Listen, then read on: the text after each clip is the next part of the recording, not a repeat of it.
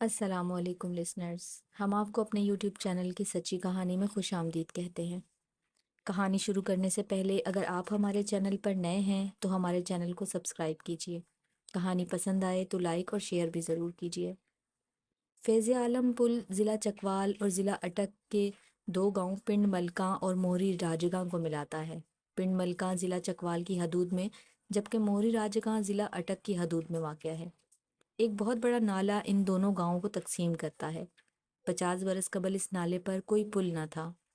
دونوں دیہاتوں کے لوگ آنے جانے کے لیے نالے میں اتر کر اسے عبور کیا کرتے تھے۔ ساون کے موسم میں جب کبھی بارشیں زیادہ ہوتی تو اس نالے میں طغیانی آ جاتی اور ہر سال یہ نالا کسی نہ کسی انسان کی جان لینے کا سبب بنتا۔ شاید اسی لیے اس کا نام خونی نالا پڑ گیا تھا۔ اس نالے کی گہرائی اور لمبائی تو بہت زیادہ تھی مگر چوڑائی کافی کم تھی۔ اس پر کم خرچ سے پل بن سکتا تھا، مگر برسوں گزر جانے اور گاؤں والوں کی سینکڑوں درخواستوں کے باوجود ارباب اختیار پل نہیں بنا رہے تھے۔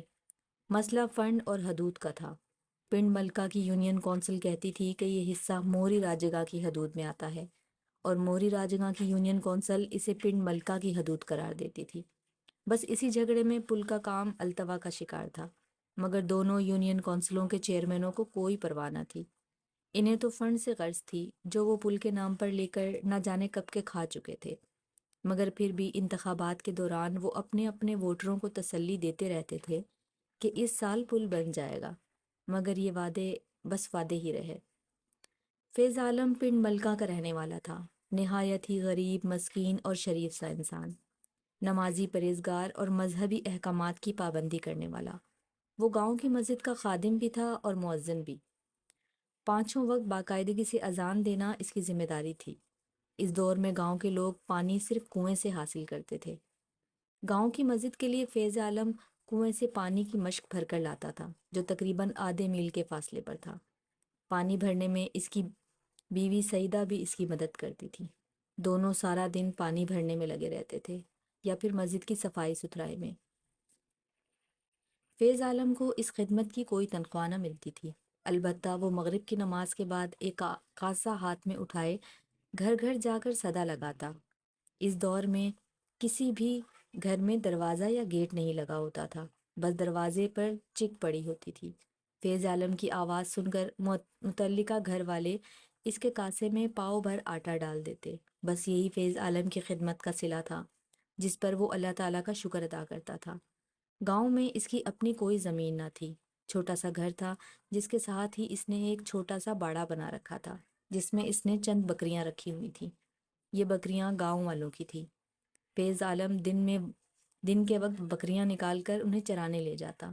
اس کے عوض اسے بکری کے مالک کی طرف سے ماہانہ فی بکری 2 روپے معاوضہ مل جاتا تھا، جس سے اس کی گزر بسر ہو جاتی تھی۔ گاؤں کے وہ مرد جو شہر میں ملازمت کرتے تھے، ان میں سے جب کوئی چھٹی پہ گاؤں آتا تو فیض عالم اس کا سامان سڑک کے اسٹاپ سے اٹھا کر گاؤں اس کے گھر تک لاتا اور روانگی کے وقت بھی وہ سامان اپنے کندھے یا پیٹھ پر لاد کر بس اسٹاپ تک چھوڑ کر آتا۔ اس خدمت کا بھی اسے کچھ نہ کچھ معاوضہ مل جاتا تھا۔ سال بھر میں عید والے 2 دن ہی اس کی خوشی کے دن ہوتے تھے۔ عید کے دن نماز ادا کرنے سے قبل امام مسجد اور خادم کے لیے تمام نمازیوں سے عیدی وصول کی جاتی۔ یوں امام مسجد کے ساتھ ساتھ فیض عالم کو بھی کچھ رقم اکٹھی مل جاتی، گو کہ وہ رقم امام صاحب کی عیدی سے کافی کم ہوتی۔ پھر بھی فیض عالم رب کا شکر ادا کرتا۔ عید والے دن گاؤں کے ہر گھر سے فیض عالم کے گھر کھانا آتا۔ اس روز فیض عالم، اس کی بیوی سعیدہ، بیٹی اور بیٹا پیٹ بھر کر کھانا کھاتے اور نئے کپڑے بھی پہنتے۔ گاؤں میں فیض عالم کی صرف ایک شخص خانو سے دوستی تھی۔ خانو بھی اسی طرح غریب اور نیک شریف انسان تھا۔ دونوں ایک دوسرے کے دکھ سکھ کے برابر شریک تھے۔ فیض عالم کا بیٹا بشیر اور خانو کا بیٹا نواز ہم عمر تھے، دونوں میں دوستی بھی تھی۔ موہری گاؤں میں ایک سرکاری پرائمری اسکول بھی تھا جہاں ان کی بچیاں اکٹھے ہی پڑھتی تھیں۔ بشیر اور نواز بھی اسی اسکول میں پڑھتے تھے، دونوں کلاس فیلو بھی تھے۔ دونوں کا ایک دوسرے کے گھر میں بنا روک ٹوک آنا جانا بھی تھا۔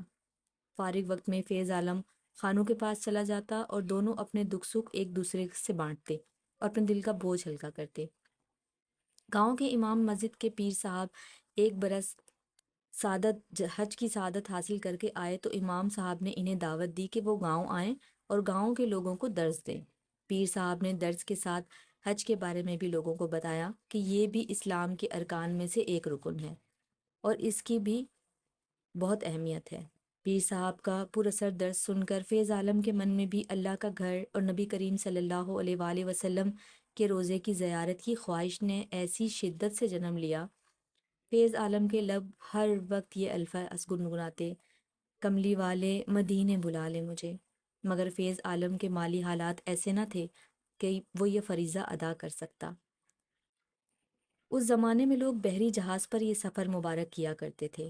اس وقت کم از کم 15-20 ہزار روپے تو خرچ آ ہی جاتا تھا، مگر فیض عالم کے پاس تو 1500 روپے بھی نہ تھے۔ تاہم اس کی لگن سچی اور ارادہ مضبوط تھا۔ اس نے فیصلہ کر لیا کہ وہ اللہ اور نبی پاک کے مقدس جگہوں کی زیارت ضرور کرے گا۔ ایک دن وہ خانوں کے پاس گیا اور اس سے ایک نیا گھڑا اٹھا لایا۔ اس نے بغیر کسی کو بتائے رات کو باڑے کے اندر ایک گڑھا کھودا اور مٹکا اس میں دبا دیا۔ مٹکے کے سوراخ پر اس نے ایک پتھر رکھا اور اس کے اوپر جھاڑیوں کی ٹہنیاں ڈال دیں تاکہ کسی کو معلوم نہ ہو کہ یہاں کوئی گڑھا دبا ہوا ہے۔ اس کے بعد اس نے اپنی کمائی میں سے بچت کرنی شروع کر دی۔ جو بھی بچت ہوتی یا کہیں سے بخشش ملتی تو وہ اس گڑھے میں ڈال کر اس کے اوپر پھر پتھر اور جھاڑیاں رکھ دیتا۔ وقت گزرنے لگا، فیض عالم کی خواہش بھی شدید تر ہوتی گئی۔ اب تو وہ اونچی آواز میں پڑھنے لگا، کملی والے مدینے بلا لے مجھے۔ کچھ لوگ اس کی اس خواہش پر ہنس دیتے کہ یہ بھی کبھی مدینے جائے گا۔ نماز کے بعد دعائیں مانگتے ہوئے بھی وہ آنسوؤں سے بھیگی آواز میں کہتا، میری کب باری آئے گی مولا؟ حالانکہ اسے معلوم تھا کہ 15-20 ہزار روپے وہ جیتے جی کبھی اکٹھے نہیں کر سکے گا اور اسی تمنا میں اگلے جہان سدھار جائے گا، مگر پھر بھی ایک آس تھی جس کے سہارے وہ زندہ تھا اور رقم جمع کرنے میں لگا ہوا تھا۔ ایک روز گاؤں کے ملک جہانگیر اور اس کی بیوی کے حج پر جانے کی خبر سن کر گاؤں کے ہر فرد چونک گیا، کیونکہ ملک صاحب سال میں صرف 2 دن ہی مسجد میں نماز پڑھنے آتے تھے، یعنی دونوں عیدوں کے موقع پر۔ اس کے علاوہ تو ملک جہانگیر نے کبھی مسجد میں قدم ہی نہ رکھا تھا۔ حج کی ادائیگی کے بعد جب وہ گاؤں پہنچے تو ان کے عزیزوں اور رشتہ داروں نے ان کا بھرپور استقبال کیا۔ ان کے بڑے سے گھر کو دلہن کی طرح سجا دیا گیا اور تمام گاؤں والوں کی دعوت کی گئی۔ کھانے کے بعد ہر فرد کو آب زمزم کی بوتل اور کھجوریں دی گئیں۔ ملک جہانگیر 2 دن مسلسل مسجد میں نماز پڑھنے آتا رہا۔ نماز کے بعد وہ بڑے فخر سے حج کے دوران کے واقعات سناتا۔ گاؤں کے نمازی بڑے تجسس اور توجہ سے ملک جہانگیر کی باتیں سنتے اور اللہ اللہ کرتے۔ ایک دن نماز کے بعد فیض عالم نے ملک جہانگیر سے پوچھا، ملک صاحب، اللہ کے گھر کی زیارت کرنے میں کتنا خرچہ آ جاتا ہے؟ ملک جہانگیر نے استزائیہ انداز میں اس پر طنز کرتے ہوئے کہا، تو کیا کرے گا یہ پوچھ کر؟ تیرے کے بس کی بات نہیں، اپنی اوقات دیکھ، خرچہ نہ پوچھ۔ اس جواب پر فیض عالم شرمندہ سا ہو گیا۔ نمازی نماز پڑھ کر چلے گئے۔ فیض عالم ابھی مسجد میں ہی تھا۔ اس نے مسجد کو تالا جو لگانا تھا۔ جب امام صاحب بھی مسجد سے نکل گئے تو فیض عالم نے 2 نفل حاجات پڑھے اور سجدے میں گر کر گڑ گڑانے لگا، میری باری کب آئے گی مولا؟ کملی والے مجھے کب مدینے بلائے گا؟ اس کی آنکھوں سے آنسوؤں کی جھڑی لگ گئی۔ اس کی سسکیاں مسجد کے اندر گونجنے لگیں۔ کافی دیر تک اسی طرح رکت آمیز انداز میں وہ دعا مانگنے کے بعد وہ اٹھا اور مسجد کو تالا لگا کر گھر آ گیا، مگر تمام رات اسے نیند نہ آئی۔ وہ روتا اور سسکتا رہا اور یہی کہتا رہا، میری باری کب آئے گی؟ اس کی بیوی سعیدہ کو بھی فیض عالم کی دلی خواہش کا علم تھا، اس لیے وہ گھر کے خرچے کے معاملے میں بڑی کفایت شاری سے کام لے رہی تھی۔ دونوں کو اپنے بیٹے بشیر سے ہی ساری امیدیں وابستہ تھیں، مگر وہ تو ابھی چھوٹا تھا اور خود ان کا محتاج تھا۔ اسی طرح چند برس اور بیت گئے۔ بشیر اور نواز نے پرائمری کا امتحان پاس کر لیا۔ پھر نواز تو اپنے باپ کے ہاتھ بٹانے لگا اور بشیر نے بکریاں سنبھال لیں۔ یوں فیض عالم کو کچھ آرام مل گیا، کچھ مالی آسودگی بھی میسر آ گئی، مگر اس کی منزل ابھی دور تھی۔ وہ منزل پر پہنچنے کا منتظر تھا۔ اسے یقین تھا کہ اوپر والا اس کی باری ضرور لائے گا، خواہ دیر سے ہی صحیح۔ وہ برسات کے دن تھے، موسم کے تیور بگڑے ہوئے تھے، بارش بھی ہو رہی تھی۔ خانوں کا بیٹا نواز کسی کام کے سلسلے میں موری راجگاں گیا ہوا تھا۔ واپسی پر موسم کچھ زیادہ ہی خراب ہو گیا۔ خونی نالے سے گزرتے وقت پانی کا زوردار ریلا اتنی تیزی سے آیا کہ وہ نواز کو بہا کر لے گیا۔ نواز کی لاش 3 دن بعد جھاڑیوں میں پھنسی ہوئی ملی۔ خانو، اس کی بیوی اور بیٹی دھاڑے مار مار کر رو رہے تھے۔ فیض عالم اور اس گھر کے افراد خانو کے غم میں برابر کے شریک تھے۔ فیض عالم خانو کے گلے رکھ کر رویا۔ نماز جنازہ کے بعد لوگ اپنے اپنے گھروں کو روانہ ہو گئے، مگر فیض عالم کا رخ ملک جہانگیر کی حویلی کی طرف تھا۔ ملک جہانگیر تو نماز جنازہ پڑھنے بھی نہ آیا تھا۔ فیض عالم کو اس بات کا بہت رنج تھا۔ ملک جہانگیر نے فیض عالم کو حویلی میں دیکھا تو اس نے اسے کوئی اہمیت نہ دی، مگر فیض عالم نے ملک جہانگیر کو مخاطب کر کے کہا، ملک صاحب، آپ بڑے لوگ ہیں، آپ تو غریبوں کے جنازے میں بھی نہیں آتے۔ میری طبیعت خراب تھی فیض عالم، ملک جہانگیر نے بہانہ بنایا۔ کوئی بات نہیں ملک صاحب، ہر ایک کو مرنا ہے۔ آج خانو کا بیٹا نواز خونی نالے کی بھینٹ چڑھ گیا ہے، کوئی خانو کے دل سے پوچھے کر اس پر کیا گزر رہی ہے۔ نوجوان بیٹے کی موت نے اسے زندہ درگور کر دیا ہے۔ ملک صاحب، خونی نالہ ہر سال ایک انسان کی جان بھینٹ لیتا ہے۔ خدا کے لیے اس نالے پر پل بنوا دیں تاکہ علاقے کے لوگوں کی زندگیاں محفوظ ہو جائیں۔ تو تم مجھے سبق پڑھانے آئے ہو؟ ملک جہانگیر طنزیہ انداز میں بولا۔ تمہیں شاید معلوم نہیں کہ سرکاری کاغذات میں یہ پل بن چکا ہے۔ کیا مطلب ملک صاحب؟ فیض عالم کا منہ حیرت سے کھلا کا کھلا رہ گیا۔ تمہیں مطلب سے غرض نہیں ہونی چاہیے، جاؤ اپنے گھر، اور آئندہ پل کا نام نہ لینا۔ تم کمی ہو اور کمی بن کر رہو، میرے اور گاؤں کے معاملات میں مداخلت مت کرنا۔ ملک جہانگیر نے فیض عالم کی بزرگی کا بھی لحاظ نہ کیا اور بے عزت کر کے حویلی سے باہر نکال دیا۔ فیض عالم اشک بار آنکھوں سے گھر لوٹ آیا اور چارپائی پر ڈھہ کر رونے لگا۔ ایک تو خانو کے بیٹے کی موت کا غم اور اوپر سے ملک جہانگیر کی فرعونیت نے اسے بہت زیادہ دکھی کر دیا تھا۔ اس روز مغرب کے بعد اس نے کسی بھی گھر جا کر صدا نہیں لگائی، بلکہ خانو کے گھر چلا گیا۔ اس نے خانو اور اس کی بیوی کو دلاسے دیے، مگر ایسا کرتے ہوئے اس کی آنکھیں بھی برسات جاری کر رہی تھیں۔ عشاء کی نماز مسجد میں پڑھ کر وہ گھر لوٹ آیا۔ اس نے کھانا بھی نہ کھایا، وہ اپنے بستر پر لیٹ گیا۔ آدھی رات بیت گئی تھی، مگر نیند فیض عالم کی آنکھوں سے بہت دور تھی۔ خانو کے بیٹے نواز کی تصویر اس کی نظروں سے نہ ہٹتی تھی۔ ساتھ ہی ملک جہانگیر کی تلخ رویے نے اس کی نیند غارت کر دی تھی۔ اس نے اٹھ کر لالٹین جلائی اور دروازہ کھول کر بکریوں کے باڑے میں چلا آیا۔ اس نے مٹی میں دبا ہوا گھڑا نکالا اور واپس کمرے میں آ گیا۔ فرش پر اپنا نماز والا رومال پھیلا دیا، لالٹین اس کے قریب رکھی اور گھڑا اس کے اوپر الٹ دیا۔ رومال پر 1 روپیہ اور 2 روپے کے سکوں کے علاوہ 5، 10 اور 100 کے کئی نوٹ بکھر گئے۔ فیض عالم نے ان کو گنتی شروع کر دی۔ 18,715 روپے تھے۔ فیض عالم کی جمع شدہ پونجی نکلی۔ فیض عالم کی آنکھوں میں خوشی اور غم سے آنسو آ گئے۔ اس نے وہ تمام رقم ایک پوٹلی میں ڈالی اور تکیے کے نیچے رکھ کر سونے کی ناکام کوشش کرنے لگا۔ کچھ دیر کے لیے اس کی آنکھ لگی تو اس وقت فجر کی نماز کا وقت ہو چلا تھا۔ وہ جلدی سے اٹھا، رقم والی پوٹلی اٹھائی اور مسجد کی طرف روانہ ہو گیا۔ اس نے مسجد کھولی، وضو کیا اور اذان دی۔ آج اس کی اذان میں ایک خاص قسم کا درد اور سوز تھا۔ اس کی آواز بھیگی بھیگی سی لگ رہی تھی۔ نماز کے بعد جب سارے نمازی گھروں کو روانہ ہو گئے تو وہ امام صاحب کے پاس گیا اور وہ پوٹلی ان کے ہاتھوں میں تھما دی۔ یہ کیا ہے فیض عالم؟ امام صاحب نے حیرت زدہ ہو کر پوچھا۔ میری عمر بھر کی پونجی، فیض عالم نے کہا۔ مگر میں کیا کروں اس کا؟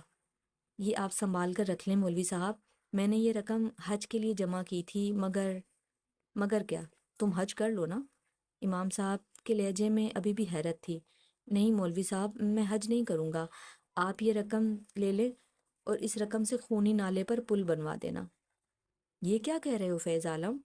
میں سچ کہہ رہا ہوں، آپ سے درخواست ہے کہ کسی کو نہ بتانا کہ یہ رقم میں نے دی ہے۔ فیض عالم یہ کہہ کر مسجد سے باہر نکل گیا۔ اس روز امام صاحب نے مسجد خود بند کی اور گھر روانہ ہو گئے۔ وہ فیض عالم کی عظمت اور بڑائی کے قائل ہو گئے تھے۔ فیض عالم گھر آیا، ایک سوکھی روٹی دودھ کے ساتھ کھائی اور صبح ہی صبح بکریاں کھول کر انہیں جنگل کی طرف ہانکتا ہوا چرانے لے گیا۔ سارا دن وہ اکیلا ہی جنگل میں ادھر ادھر پھرتا رہا۔ ظہر کی نماز اس نے جنگل میں ہی ادا کی۔ یہ پہلا موقع تھا کہ فیض عالم کی غیر موجودگی میں امام صاحب کو خود اذان دینا پڑی۔ فیض عالم کو کسی پل بھی چین نہیں مل رہا تھا۔ ایک طرف اسے یہ اطمینان تھا کہ اب خونی نالے پر پل بن جائے گا تو کوئی اور نواز اس کی بھینٹ نہ چڑھے گا، اور دوسری طرف یہ احساس کہ اب وہ کبھی مکہ مدینہ نہ جا سکے گا، اب اس کا بلاوا کبھی نہیں آئے گا۔ مگر اسے کوئی پچھتاوا نہ تھا، اس کی روح سرشار تھی کہ اس کی عمر بھر کی پونجی ضائع نہیں جائے گی۔ عشاء کی نماز کے بعد امام صاحب نے ایک بار پھر فیض عالم کو اس کی رقم واپس کرنے کی بہت کوشش کی، مگر اس نے لینے سے انکار کر دیا۔ نماز کے بعد وہ خانو کے گھر چلا گیا۔ خانو کو اس کی خواہش حج کا علم تھا۔ جب اس نے اسے اپنے فیصلے سے آگاہ کیا تو خانو بھی حیرت زدہ ہو گیا۔ فیض عالم، یہ کیا کر دیا تو نے؟ تمام عمر کی کمائی؟ فیض عالم نے خانو کو بھی اس معاملے میں زیادہ بات نہ کرنے دی اور گھر لوٹ آیا، مگر فیض عالم کو کسی پل چین نہیں آ رہا تھا۔ اس کی باری اب کبھی نہیں آئے گی، بس یہی سوچتا ہوا وہ نیند کی آغوش میں چلا گیا۔ وہ کوئی خواب نہیں، حقیقت تھی جو فیض عالم سوتے میں بھی دیکھ رہا تھا۔ سفید لباس میں ملبوس، سفید سر اور داڑھی والے ایک روحانی شخصیت نے فیض عالم کو اٹھایا، اس کا ہاتھ پکڑا اور فضاؤں میں پرواز کرنے لگے۔ فیض عالم نے آنکھیں بند کر لیں کیونکہ وہ خوفزدہ سا ہو گیا تھا۔ کچھ دیر بعد جب اس کے پاؤں زمین پر پڑے اور آنکھیں کھولی تو پھر اس نے جو کچھ دیکھا وہ ناقابل یقین تھا۔ وہ احرام میں ملبوس خانہ کعبہ کے سامنے کھڑا تھا۔ فیض عالم کا بلاوا آ گیا تھا۔ اس روحانی شخصیت نے اسے طواف کرایا، صفا و مروہ کے چکر لگوائے، دعائیں پڑھائیں اور وہ تمام ارکان ادا کرائے جو حج اور عمرہ کے دوران کیے جاتے ہیں۔ فیض عالم نے جی بھر کر اللہ تعالیٰ کے گھر کا دیدار کیا، آب زمزم پیا، عبادت کی، دعائیں مانگیں۔ وہ ایک بار پھر فضا میں اس روحانی شخصیت کا ہاتھ تھامے محو پرواز تھا۔ اب اس کی پرواز تھمی اور اس نے آنکھیں کھولی تو روضہ رسول صلی اللہ علیہ وآلہ وسلم کے سامنے تھا۔ اس نے درود پاک پڑھا، سنہری جالیوں کو چوما، مسجد نبوی میں نمازیں ادا کی، ریاض الجنہ میں نوافل ادا کیے۔ کملی والے نے اسے مدینے بلا لیا تھا۔ اس کی بے چین روح کو قرار آ گیا تھا، اس کی پیاس بجھ گئی تھی۔ وہ سیر ہو گیا اور پھر اس نے واپسی کا سفر بھی اسی انداز سے طے کیا۔ صبح جب فیض عالم نہ اٹھا، نہ ہی اذان کی آواز سنائی دی اور نہ ہی اس نے نماز پڑھی تو بشیر کو فکر لاحق ہوئی۔ اس نے دروازہ کھولنا چاہا تو اندر کنڈی لگی ہوئی تھی۔ وہ پریشان ہو گیا اور چچا خانو کو بلا لایا۔ خانو اور بشیر نے دروازہ توڑا تو اندر کا منظر دیکھ کر حیران رہ گئے۔ فیض عالم احرام میں ملبوس ابدی حیات سو گیا تھا۔ اس کے ایک ہاتھ میں کھجوریں اور دوسرے میں عطر تھا۔ خانو اس روح پرور منظر کو دیکھ کر بولا، یہ تو مدینے کی کھجوریں اور عطر ہے۔ فیض عالم کی دی ہوئی رقم سے خونی نالہ پر بڑے بڑے ستون بنا کر لکڑی کے بڑے شہتیر اور پھٹے رکھ کر پل بنا دیا گیا تھا، جو اب بھی اسی حالت میں ہے۔ اس کے شہتیر اور پھٹے تبدیل ہوتے رہتے ہیں۔ لوگ اس پل کو فیض عالم پل کہتے ہیں۔